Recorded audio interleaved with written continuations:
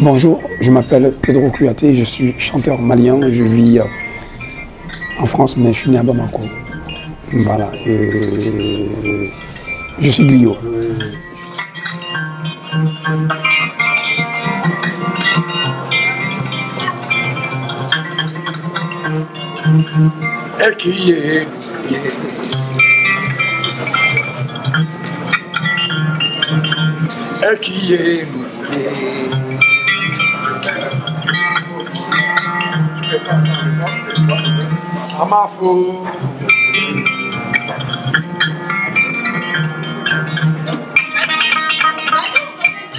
Je suis griot, mon père était griot, le père de mon père était griot aussi.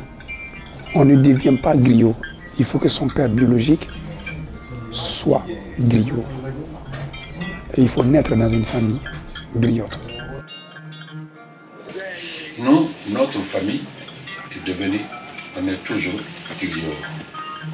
On ne peut pas changer, on est toujours ce chemin-là. Nos enfants, il y en a qui sont faits à l'école, qui sont devenus des grands fonctionnaires, qui sont venus d'autres personnes, mais ils sont toujours griots. Le mot griot vient de la langue espagnole. Ce n'est pas un mot africain. Criados, domestiqué, élevé. Pourquoi ils ont dit ça? Parce qu'ils ont vu des gens qui jouaient des instruments de musique et qui parlaient, qui étaient dans les cours des rois, avec qui ils devaient négocier la pénétration coloniale. Ça a commencé au temps de prophètes. Bon, au moment de guerre, il a choisi des personnes qui sont là pour aller conquérir les gens, pas en armes, mais en les expliquant. Les sages qui sont là pour aider le prophète, qui sont devenus spécialement des griots. Parce qu'ils savent parler. Donc ces gens-là, quand ils sont partis, au lieu de guerre, le prophète arrive, le monsieur il devance soit une ville ou bien soit un village pour aller expliquer telle personne doit venir ici demain. Il faut que vous sortez, vous l'accueillez. Parce que c'est lui le prophète, ou bien c'est lui le roi. Celui qui est responsable de ça, c'est lui de ça, pour qu'avant le monsieur vienne. Donc avant son arrivée, tout le village sortait pour l'accueillir, pour la réceptionner, donner à manger. Donc le griot vient de là. Depuis le temps de prophète est passé, le griotisme a diminué. Ça a repris depuis le Mandin en Afrique. Parce que le royaume est commencé en Afrique, à Mandin. Au temps de Sundiata et Soumaoro Kanté. Il y a eu une histoire magnifique entre un grand guerrier qui était un tyran qui s'appelait Soumaoro Kanté, qui a terrorisé le peuple. Et l'histoire dit, moi je ne sais pas si c'est vrai, mais je crois parce que je suis griot, que c'est à la suite de ça qu'il y a eu un esprit qui est entré dans un épervier. Le pervier est devenu un homme et l'homme est devenu le premier griot qui a dit à ce monsieur, s'il vous plaît, comme vous êtes très très vaillant, moi je vais vous jouer du balafon.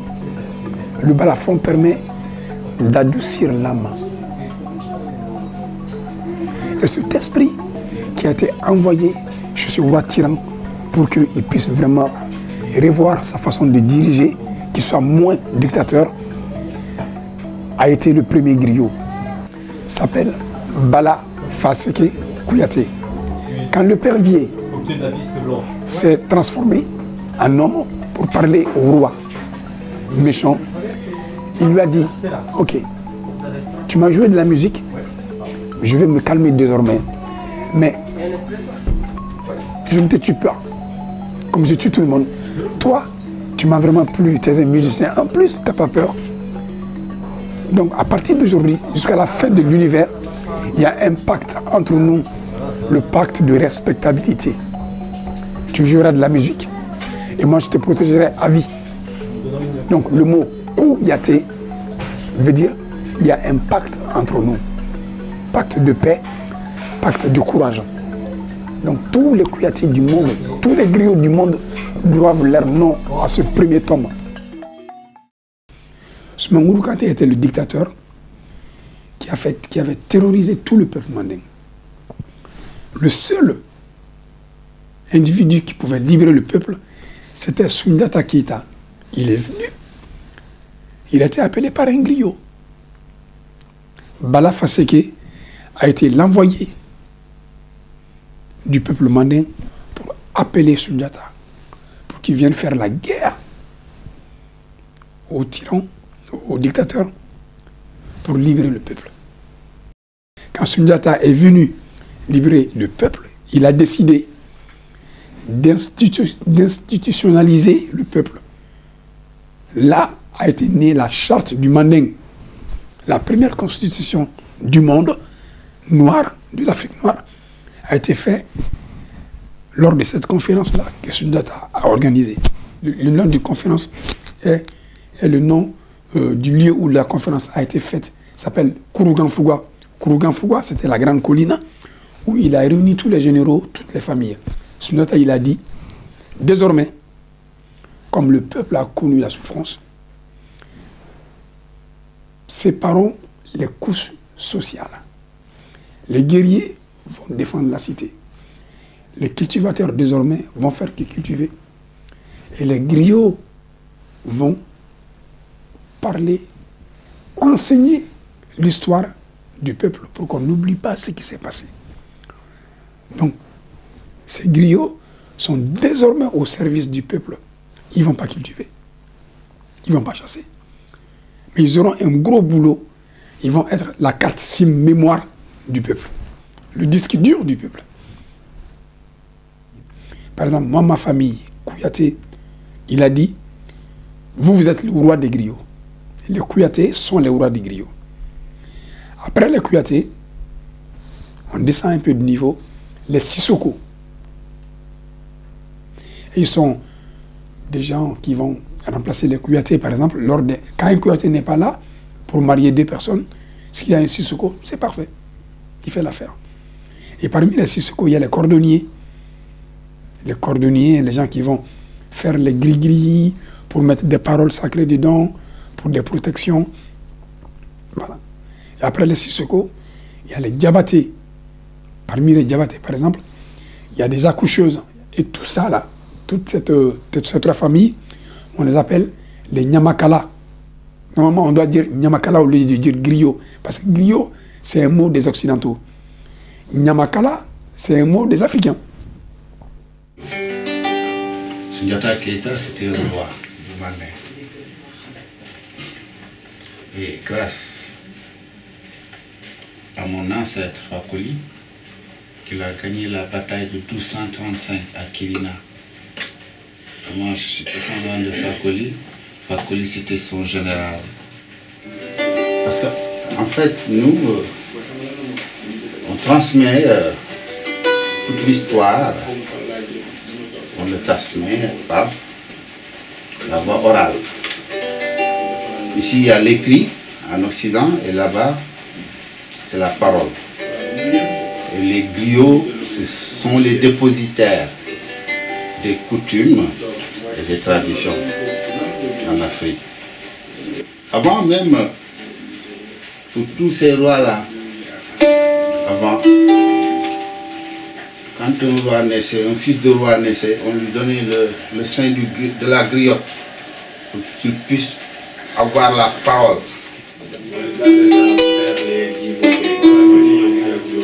C'est à lui de faire le psychanalyste. Et on dit aussi les conseillers du roi. Le griot était tout le temps dans la cour royale.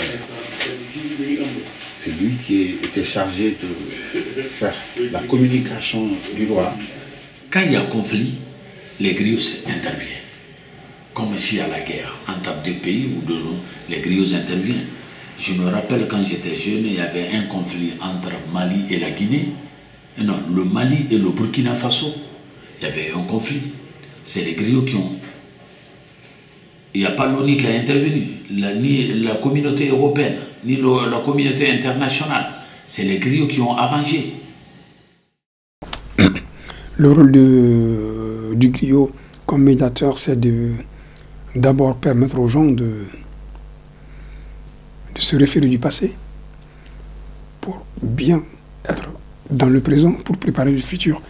Le griot, il va faire quoi? Il va soit chanter, soit parler, soit raconter l'histoire passée des hommes pour permettre aux hommes d'évoluer dans leur vie, dans la paix, dans la cohésion. Mais ceci étant, le griot n'est pas qu'au service du roi, il est au service aussi du roi et du peuple. C'est les écouteurs du roi. Si le peuple a une revendication, par exemple, à demander au roi, le griot, il doit le savoir. Le griot, il ne doit pas s'enfermer dans la chambre du roi avec la noblesse. Il est avec le roi, il est aussi avec le peuple. Le dernier des derniers dans la société peut s'adresser au griot. Quand le griot il est dans une assistance, le noble n'a pas le droit de parler de lui. Il y a quelqu'un qui est là qui peut parler de lui. Parce que plus tu es noble et que tu parles de toi, de ta puissance, de ta richesse ou de ton pouvoir, tu diminues ta puissance. Il y a des griots généalogistes qui racontent des histoires comme vous l'avez dit dans le Manding. Ça suffit seulement vous dites votre nom de famille à un griot. Dès que vous dites votre nom de famille, il prend votre ancêtre généalogique. Il vous explique ce que vous ne connaissez pas, ce que vous n'avez jamais entendu ou apprendre. Le griot peut vous apprendre ça. Dès qu'il m'a dit son nom de famille, il me dit je suis de Diaby.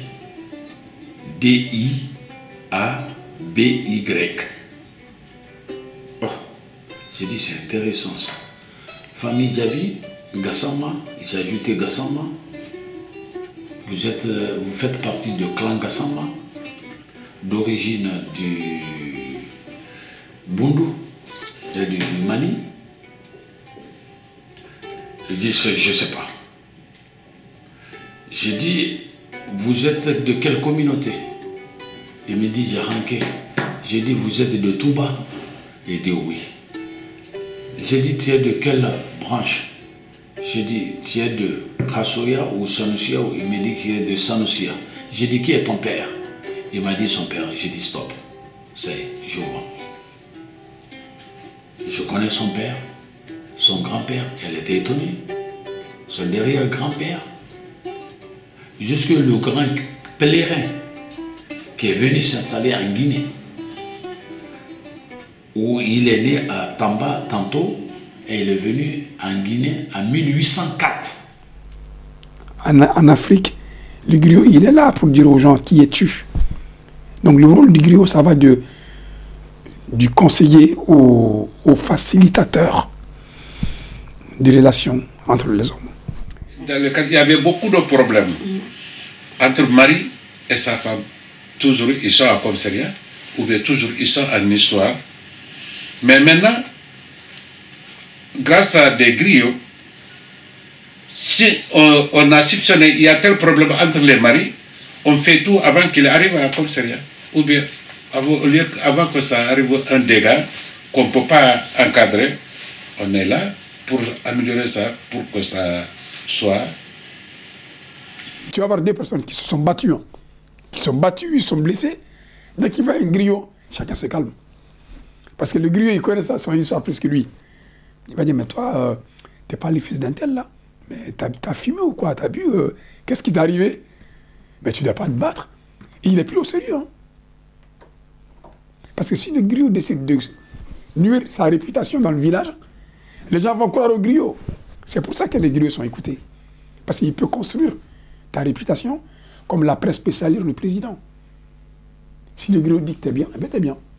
Si lui dit que t'es mauvais, mais tout le monde va le croire. Les griots, c'est un service rendu. Quand le griot, par exemple, s'il y a un conflit entre deux pays ou deux familles, les griots font partout créer le dialogue. Une table ronde créée entre des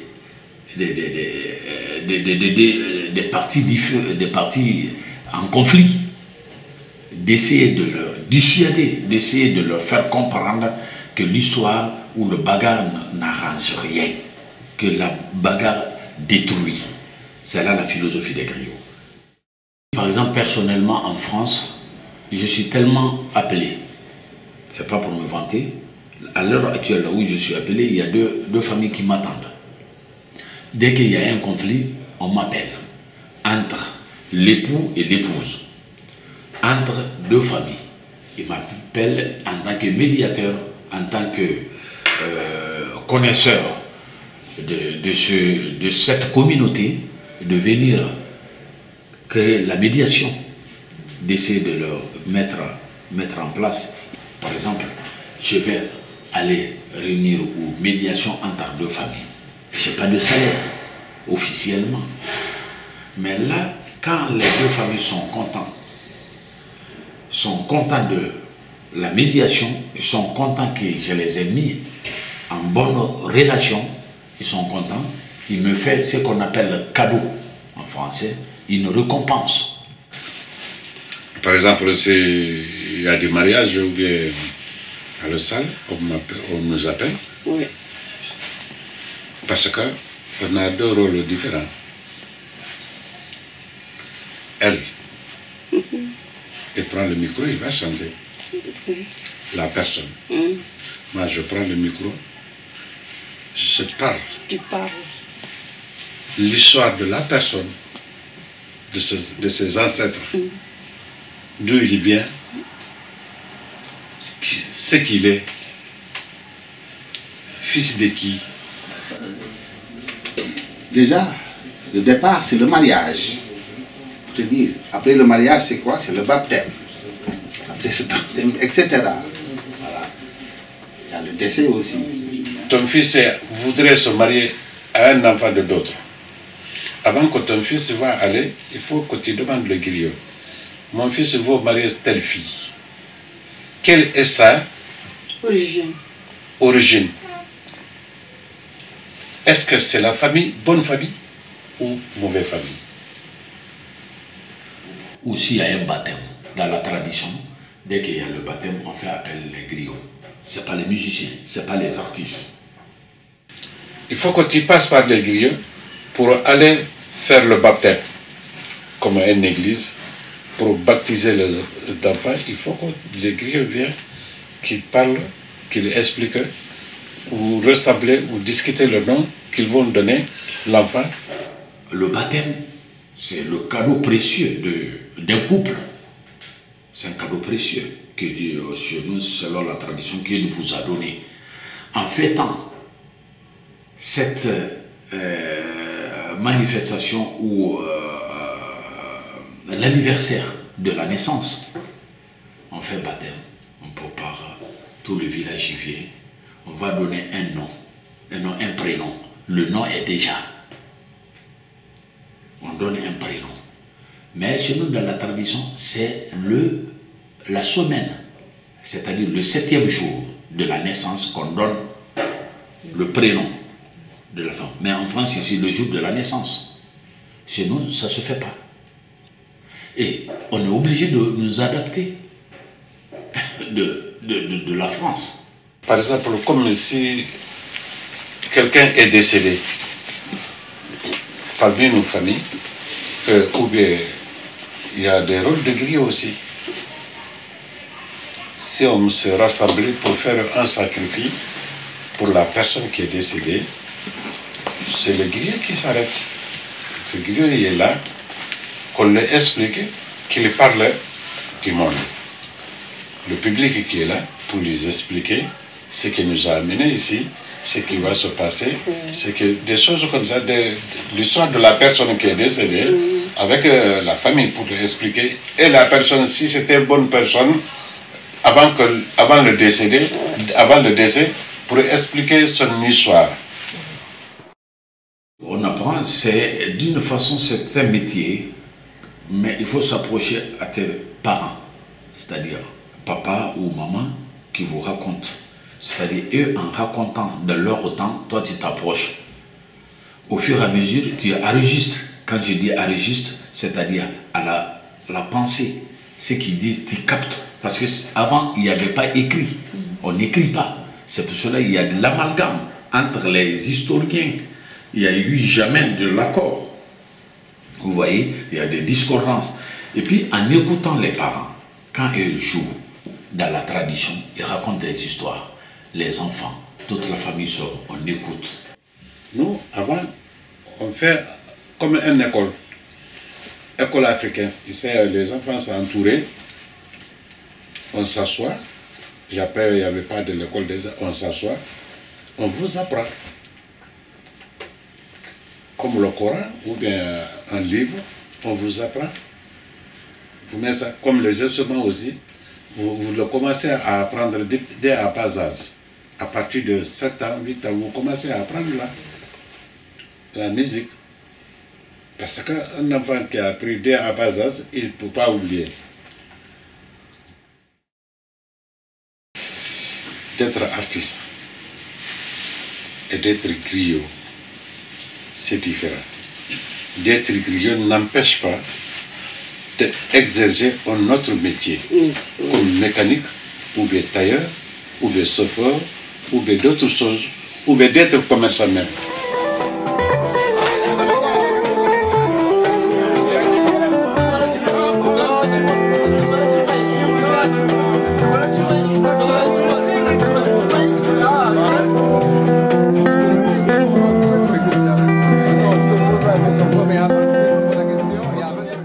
Les chants sont très importants dans la communauté parce que les chants racontent la vie quotidienne.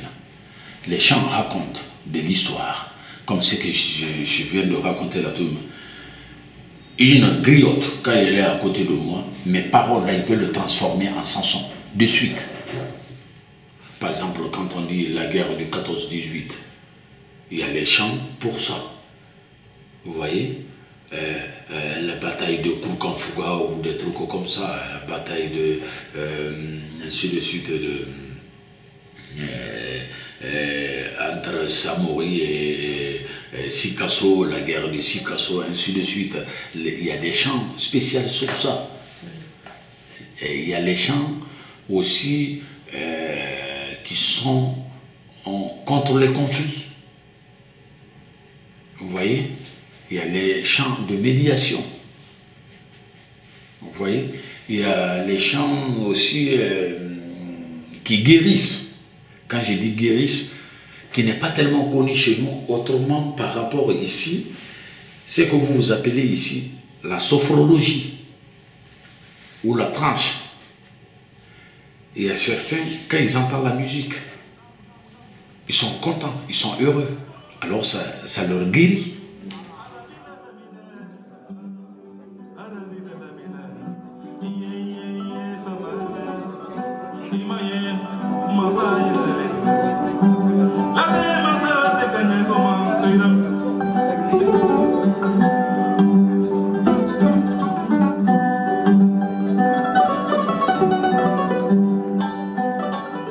Mais je peux expliquer un peu parce que je sais mes chansons. C'est moi-même qui les ai créées, qui les ai écrits en moi-même. J'ai chanté un mot de moi-même. Parce que quand j'étais toute petite, il y a beaucoup de tas de choses qui sont passées entre ma tête. Mais Dieu a fait que je me suis là aujourd'hui. J'ai chanté le chanson là. Cela veut dire le sira, sira yemune kasila. Kokelente tola, sira imakunde mama kokelente tola. Cela veut dire que, maman, pourquoi tu pleures aujourd'hui, maman? Il ne faut pas pleurer. Quel qu'en soit le problème, le bonheur, ça va venir un jour. Quand je parle ça, je pense, j'ai envie de pleurer même. Ouais. Parce que c'est une chanson qui est très très forte pour moi. Vous avez vu? J'ai des pulsions.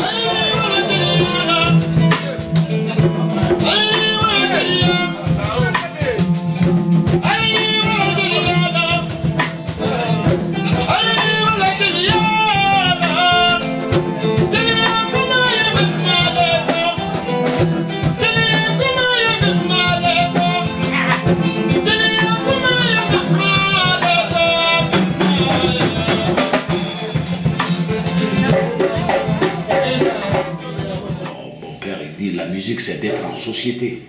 Il y a certains griots qui disent que la musique, c'est un bruit qui pense. Vous voyez? Alors chacun a donné une définition. Il y a d'autres qui disent, comme je viens de dire, la musique c'est d'être en société, en communauté. Quand on joue la musique, il n'y a pas de frontières. Tout le monde est là. On peut être griot sans être artiste. Et on peut être artiste sans être griot. Vous voyez? Mais les deux, il y a certains qui le font. Ils sont artistes et ils sont griots. J'ai pris des textes sur les écrits de Baudelaire pour dire au fond de l'inconnu pour trouver du nouveau. Tous nous voulons partir ailleurs là-bas. On dit que l'argent pousse sur les trottoirs. Comme il n'y a rien chez nous, on n'a rien à perdre. Un jour, nous laissons tout pour un voyage où à chaque instant, tout va basculer dans l'autre sens. Soupe de cargo, bac de papier, coffre de voiture, tu vois, et passeurs rapaces, et contrôle de police. Tu vois, arrivé à Babylone, à l'Eldorado, le reste se défait. Tu deviens clandestin, sans papier, sans un sou. Et la vie est sombre, le monde étroit. Et on attend au pire. L'argent n'est jamais nulle part, on le ramassera sur le pied. Il y a des griots qui sont chanteurs. Par exemple, mon père, il n'était pas chanteur, il n'était pas conteur, il était orateur. Il avait le don de la parole. Donc dans l'entreprise, quand les gens avaient besoin de passer un message, on passait par lui. Ah, de toute façon, il y a Pedro qui est là. De toute façon, lui, c'est le griot de la compagnie. Voilà. Le premier instrument du griot, c'est son corps. C'est sa mémoire. Et c'est sa présence physique. Et pour clôturer tout ça, c'est son talent. Son talent. Et les instruments, le premier instrument du griot, c'est un tout petit instrument qu'on appelle le ncarignan. Le ncarignan, c'est un petit bout de fer avec une tige en fer aussi. Avant, les griots, quand ils parlaient, ils faisaient sonner comme ça. Pourquoi ils faisaient sonner? Parce qu'ils sait que s'ils parlaient d'abord, les gens ne vont pas l'écouter. Et tu remarqueras lors d'une fête, lors d'une soirée, si à un moment donné, tu veux t'adresser aux gens, tu prends des verres et tu tapes là-dessus, tu dis « Oh !» C'est la même chose. Et allez, allez, s'il vous plaît, silence, silence. Donc au lieu de dire « S'il vous plaît, silence », le griot remuait ça comme la cloche de l'église. Il fait « Ta-da, ta-da, ta-da ». Et après, il parlait. Ça, c'est quand le griot veut parler aux gens qui sont à 2 mètres de lui ou 1 mètre. Si le griot veut parler, ou la griotte, à tout le village, en marchant, comme le vendeur de journal en Europe, quand les gens vendaient des journaux à la crier. Par exemple, quand tu dis libération, libération, allez, 1 euro, tu bouges. Le griot utilisait un instrument de percussion qu'on appelle le ntama. Ça, c'est le téléphone de l'Afrique. À 200 mètres, on peut t'entendre. Il jouait d'abord, et quand tu entends ces rythmes-là, tu sais qu'il faut écouter. Il y a un message qui est derrière. C'est juste pas juste jouer pour jouer. Par exemple, quand tu fais ta ta ta, ça veut dire le roi m'a envoyé vers vous, peuple, gens, mais modestes personnes, écoutez-moi. Quand tu es dans ton champ et tu laboures, tu arrêtes de bosser, tu t'écoutes. Donc, c'est les 2 instruments que les griots ont utilisés. Et le premier instrument, comme je t'ai dit hier, le balafon. Le balafon, le ncarignan et le ntama sont les premiers instruments. Mais ce qu'on peut dire, c'est qu'au Mali, il y a des familles qui ont amené la koura au Mali. Ça, c'est les Diabaté. Mais il n'est pas dit que seuls les Diabaté jouent que la koura, qui ne jouent pas la guitare. Après les Diabaté, il y a eu les Sissoko qui ont amené la koura. Mais ils sont venus trouver que les griots avaient déjà le balafon. Moi, je joue le balafon, comme tous les enfants griots. C'est naturel. C'est des lames. Tu connais le balafon? Voilà, c'est comme les xylophones, pour les gens qui peuvent nous écouter. Et sinon, il y a des griots qui jouent le djembé, il y a des griots qui jouent la koura. Il n'est pas dit qu'une famille griotte doit jouer que cet instrument-là. C'est pas vrai. C'est pas vrai. On joue avec ça, nous, la kora, la percu. On peut les fabriquer ici, hein, on peut amener les choses. parce que c'est la calebasse, la peau, le bois, le fer, les cordes. C'est nous qui les fabriquons, c'est à nous cet instrument, les Sissoko. Les fabricants, ils l'ont vu chez nous. Nege faring, Koulou faring, Miran, Ani faring. Fila Calderona, Fila Calderona, Ani Pepe Benejavela, Simone, Ketuma Fatuma, Fifi Calderona, Ketuma Fatuma, Ketuma Sola, Kola Sara Sara Kola, Kola Sara Sara Kola. Kola sara sara kola, sunyulude sara kola.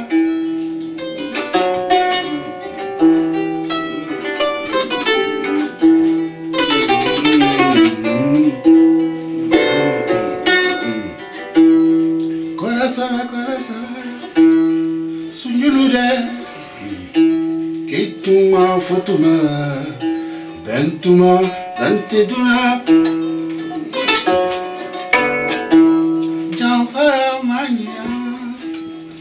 Kini endaliwe, Janfa mani kini endale, ila,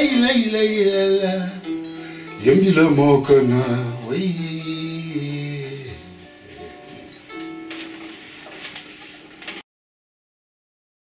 C'est que la manière qu'on exerce au pays, c'est la même manière qu'on fait ici. Parce que c'est les mêmes personnes qui sont là. Mais seulement, ici, il y a multiculturel. Il y a beaucoup de cultures. Il y a beaucoup de danse, il y a beaucoup de nations. Mais, ce que je te connais, c'est le même art que tu fais ici. Soit santé, soit fais les démarches. Au Mali, tout le monde me connaît. Non, ici, tout le monde ne me connaît pas. C'est d'ailleurs ça, beaucoup. La frustration de beaucoup de stars, même boliviens ou mexicains ou espagnols, quand tu es connu chez toi, mais nul n'est prophète chez soi. Déjà, quand tu viens dans un autre pays, tu n'es pas forcément star. C'est un autre code. Donc il faut mettre sur un marteau-piqueur, casser les codes de ce pays, déchiffrer, regarder les choses, prendre les palettes, palette par palette, comment tu dois te comporter avec ça. Mais par contre, tu vas être critiqué. Tu vas être traité de la personne qui parle trop. Or, tu es juste intéressant. Et quand on est intéressant, on essaye de se rendre pas intelligent devant les gens, parce que c'est fatigant. Il faut juste accepter qu'on te donne ta place, mais que tu la prennes aussi, que tu ailles chercher ta place. C'est ça qui change. Le griot en Afrique, il a déjà sa place. Mais comme on n'est pas en Afrique, c'est le griot qui doit pas attendre qu'on lui donne sa place, qui doit se faire sa place. Qui doit se faire accepter. Mais c'est ce que j'ai fait, quoi. Les enfants là, ils ne sont pas oubliés toujours ce qui a été expliqué à eux, pour les ancêtres, pour les familles, pour l'humanité, pour le sentiment, pour la famille. Ils sont là pour exercer ça. Donc ils ne sont pas beaucoup... Ils sont français, mais ils ne sont pas beaucoup changés. Ils sont respectés leur originalité.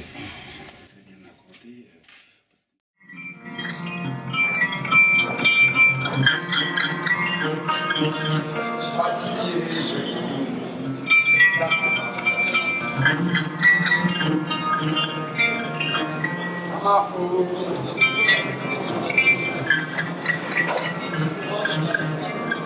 Ayi Samafo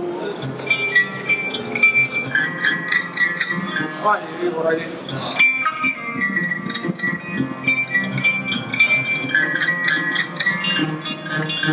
Canada